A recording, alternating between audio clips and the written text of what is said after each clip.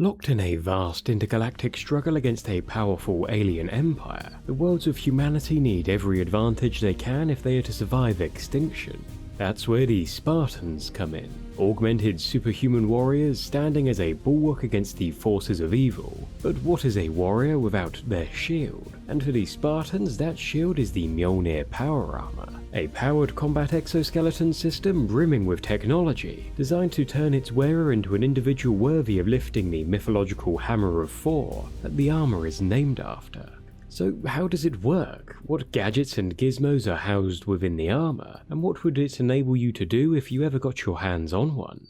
Well, luckily for you, on a recent trip to the interdimensional market, one of our Lortor's ship captains struck a bargain with a particularly psychotic Ungoy in exchange for a crate of old Earth VHS tapes. Our captain acquired a suit of the latest and slightly battle-damaged Mjolnir Generation 3 Mark IV armor, ready for our Lortor's R&D team to break down and analyze for you today. Now, there are a lot of different types of Mjolnir. There are different generations, marks, and let's not even get started on the multitude of customizable components. So what does it all mean? What's the difference between a generation of an armor and a mark of an armor? Well, a good way of thinking of it is that each mark of the armor, ranging from the early prototype Marks 1, 2, 3, all the way to the most recent Mark 7s, is a specific model of the armor, each possessing a number of small improvements on the previous mark, things like better shielding or the addition of small new features like biofoam injectors, whereas each generation is a near complete overhaul to the approach to the Mjolnir armor, especially the shape, appearance, and how it's produced. Generation 1 armor saw the majority of its service on Spartan 2s throughout the Human Covenant War. It was bulky, well-armored, and intimidating enough to send most insurrectionists, or pesky grunts, running at the mere sight of it. But each suit had to be tailor-made for each Spartan, making the suit incredibly expensive, each one costing around the same as one UNSC destroyer. The solution to this came with the Generation 2,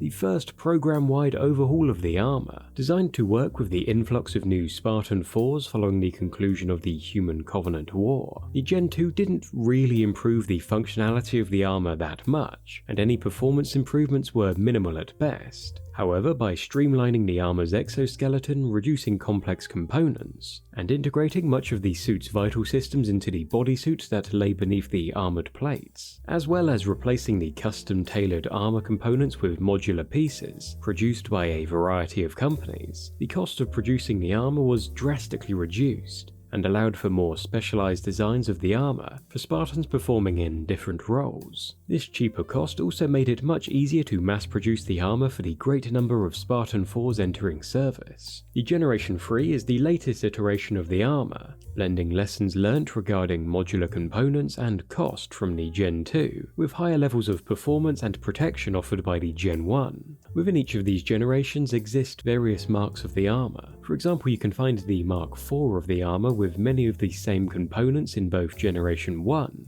and later in Generation 2, just with many of the suit's systems brought into the body glove and the suit's components made modular and easier to produce. For the purpose of our breakdown today, we've acquired the latest and most up-to-date iteration of the armor, the Generation 3 Mark 7. At the very foundation of the Mjolnir armor is the bodysuit, or as it's become known since the Generation 2, the tech suit, having taken on much of the armor's functions. The innermost layer, the skin suit, comprises a moisture-absorbing synthetic material linked to an environmental control computer and the wearer's neural interface, allowing the suit to regulate body temperature and actively adapt to fit the user's form. Laying atop this base skin suit is a gel-filled layer which works with the underlayer to regulate temperature, whilst also possessing the ability to pressurize around the wearer, cushioning them from the effects of hard impacts, allowing them to survive falls from great heights and even potentially atmospheric re-entry. Above that is an amorphous liquid metal crystal piezoelectric layer.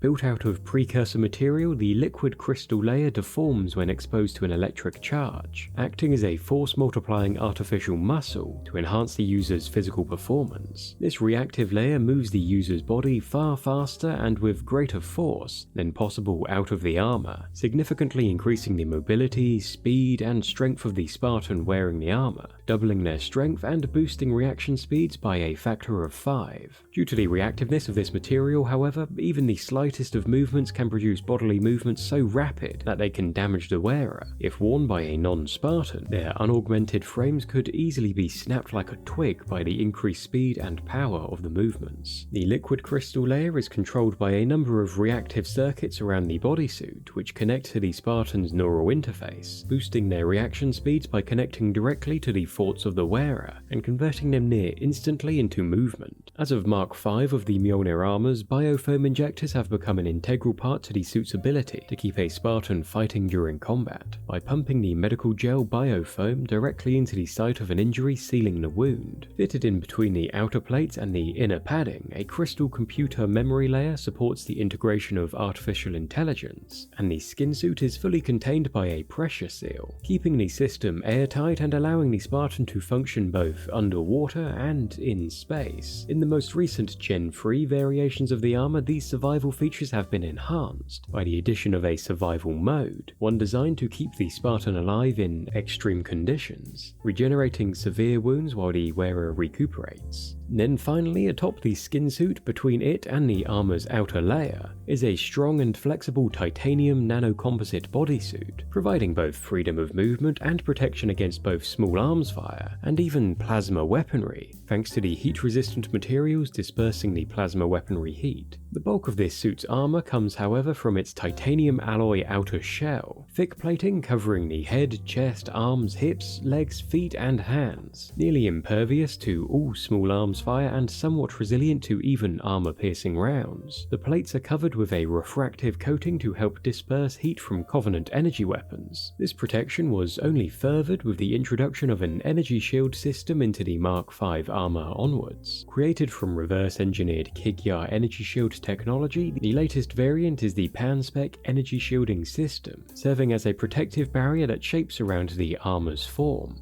deflecting both physical projectiles and direct energy blasts. This shielding and the armor as a whole is powered by a compact fusion reactor built into the suit's back, providing energy through nuclear fusion. It's capable of powering the armor for at least 15 years of continuous use, and this power plant has even been seen to completely recharge the depleted energy cells of a Pelican near instantaneously. Elsewhere on the back of the armor, thrusters provide the Spartan the ability to propel themselves rapidly over a short distance, or maneuver in low-gravity environments. As of Generation 3 of the armor, holographic projectors have been placed in the palm of the suit's gloves, and they are used to display the holographic avatars of artificial intelligences. The armor also contains a fail-safe detonation system, which, when activated by the Spartan uttering a specific series of digits, overloads the reactor, burning everything in a 10-meter radius, and denying the enemy forces the chance to obtain the armor.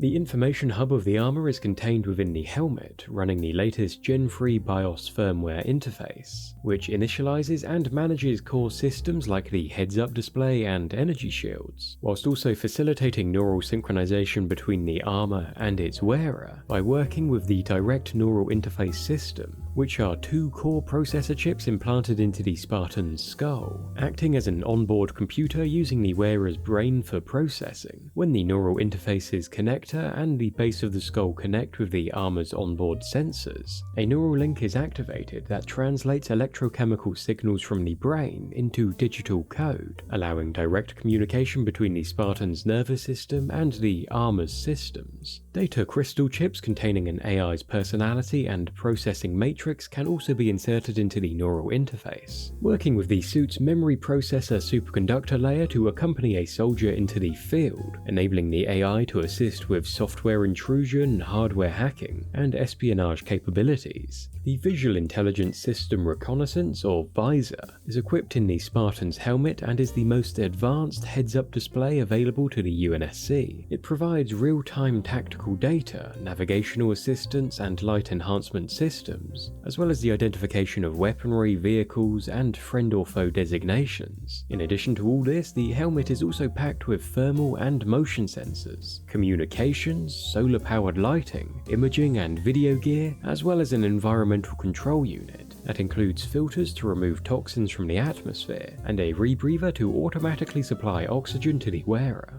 Then finally, further down the armor, a series of magnetic strips on the back, waist, and legs are used to hold equipment, while a similar electromagnetic system on the boots of the suit allow the wearer to cling to metal surfaces in zero-gravity environments. Put all of these pieces together and you'll not only have a lethal weapon of war, you'll get an icon of humanity's defiance against a foe far greater than itself, a testament to the ingenuity the human race can call upon in its most dire time of need, creating a shield fit for heroes. What would you use the Mjolnir armor for if you ever got your hands on one of these suits? Is there anything you'd add? Make sure to let us know in the comments, and don't forget to subscribe and ring the bell to join us again soon. Until then, catch you next time.